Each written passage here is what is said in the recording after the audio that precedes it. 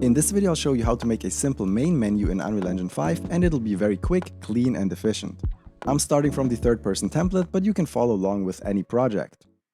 Open up the content drawer, right-click and create a new folder called UI. Open it up and inside right-click again and create a new folder called Widgets to keep things organized. Open this one up as well.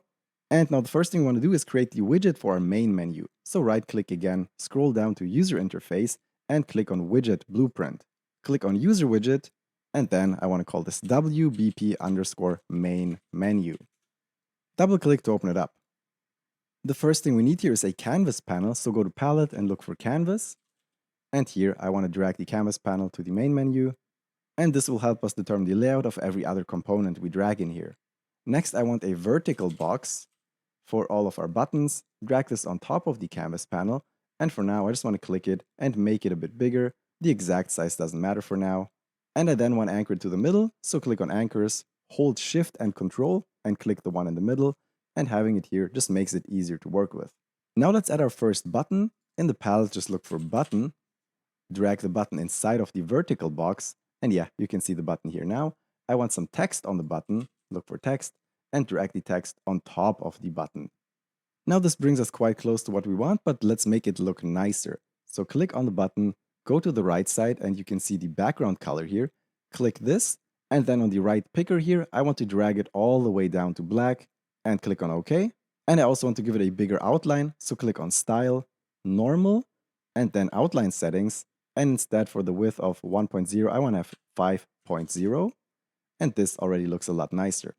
While we're at it, let's also give the button a proper name. So here at the top, type in button, new game, and double check that is variable is checked. Next, we want to change the display text, so we can click on the text block here. And then for the content text, I want to type in new game and hit enter. I want to make the text bigger, so click on font, just confirm the typeface is bold. And for the size, let's go with 55 and hit enter. Now we're done with our first button, but we want to have two more. Now we could go on a side tangent and create a separate widget to make a reusable button for easy updates. And that is actually something I teach in my JRPG course, but let's keep it simple for this tutorial. Just select the button New Game, hit Ctrl+C to copy, Ctrl+V to paste, and again Ctrl+V to paste, so we have three different buttons here. Let's rename them and change the text. Select the second button and rename it to Button Options, and then select the text below it, and here also change this to say Options. The third button, select it and call it Button Exit, and then here the text also just call it Exit. Now we want to create some space between the buttons, and we can select all of them at the same time. So select the first one, hold Control, left click the second one, and then the third one, and now we can make changes to all of them at the same time. Just go all the way up to padding and look for padding bottom, and here I want to set it to 50, and now we get a nice gap between the buttons here. That looks pretty good, and for now we're done with the design. We now want to show the widget actually on screen in the game. So just click on compile and save, and then go back to the level third person or whatever level you're using. And by the way, this video is part of a mini series where we also create an options menu, pause menu, and credits menu.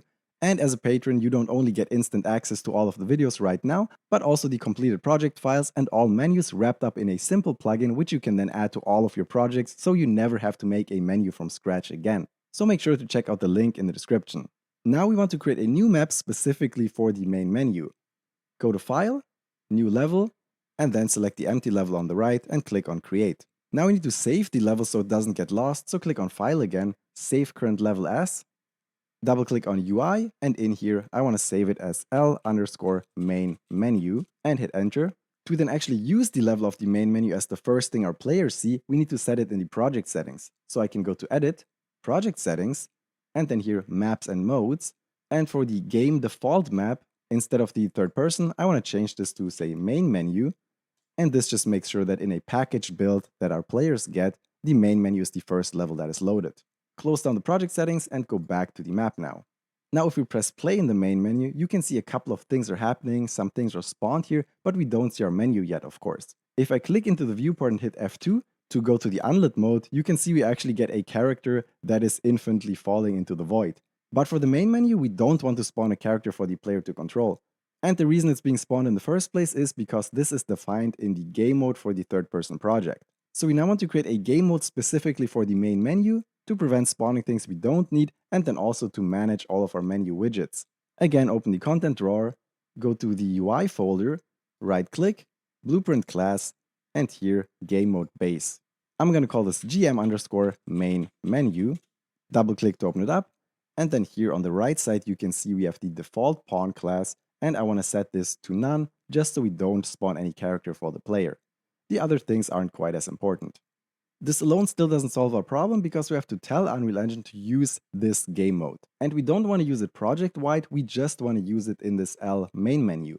And to do this, we need to show the world settings, so click on Window, World Settings, and now it should show up here on the right side, and we can use the game mode override to then select the GM main menu here. And this just makes sure that regardless of what is in the project settings, we use this game mode in this specific level. If I now press play, click into the viewport and hit F2, you can see that even in the unlit mode we don't have a character, we're not falling down. And this proves that we are using the correct main menu game mode. But now the next step is to actually show the widget for our main menu, so we have the buttons here. Many tutorials will tell you to use the level blueprint for this, and while this is fine in the beginning, you're gonna hit a dead end once you want to implement the options and credits menu, so we're actually gonna instantiate it from the game mode main menu. So go back to the GM main menu, and now double click on the event graph. We don't need the tick event, we can just select it and delete it with backspace. And we want to use the begin play, which is triggered once when this game mode blueprint is initialized. Drag off the pin, let go, and look for create widget, click it, and then here for the class, I want to select the WBP main menu, which is the widget that we created before. Now this spawns the widget, but it doesn't show it on the screen. To show it, I want to drag off from the return value and add to viewport, this one, and just line it up. And now if I go back to the menu and I press play, we can actually see our menu show up in the game. You can also see that the hovering is working, it is reacting to our mouse hovering over the buttons. If I press the buttons, nothing is happening. And if I click outside of the buttons in the dark area, we actually lose our mouse pointer and we get stuck in this mode until I press escape. So that is something I want to prevent. Back in GM main menu, after we add to the viewport, I want to right click on the graph and look for get player controller and select this one. And this gives us access to a couple of nice functions that we want to use related to the controls. First, I want to drag off here and look for set show mouse cursor and connect it here. And we want this to be true, so check the box here. And the second function we want to call, again from the return value, is set input mode UI only, and drag it up here. And I can double click the blue line to line it up nicely. And this makes sure we don't control any character, we just interact with the UI. Now back in the level, if I start the game, I can click around, I can click in the dark area as well, and we don't lose our mouse pointer. But next I want the buttons to actually do something if I click them. And we can define this back in the WBP main menu. And let's start with the new game because it's the easiest to set up. So select the button new game here. Again, double check that is variable is checked, otherwise it's not gonna work. And then scroll all the way down to the events here. The one we want to listen for is the onClicked event, so click on the plus icon. And now every time the button is clicked, this event is gonna fire off and execute everything we put on the right side here. And what do we want to do if the new game button is clicked? Well, we want to open up the level for our main game. So just drag off from here and look for open level. And we have two options, open level by name and by object reference. By object reference is the preferred one because it still works even if you rename the levels later. So let's select this one. And then for the level, we just have to pick whatever is the first stage of our game. And for me, it's just the third person level. If I then go back to the level, press play, and click on new game, we actually are loading the level and we can see our character. But even if I click into the viewport, I can't control the character. Go back to the GM main menu, and we now want to do the opposite of what we did here with show mouse cursor and set the input mode to UI only. So I want to select all of these, Control C to copy, go to WBP main menu, and now before we open the level, I want to open up some space here, drag it over, Control V to paste it in here, and then connect these lines and connect this line here. Now we actually don't want to show the mouse cursor, we want to hide it, so just untick this to make sure it's false, and we want to set the input mode to game only. So let's delete this node with backspace, drag off here again from the blue line, and set input mode game only.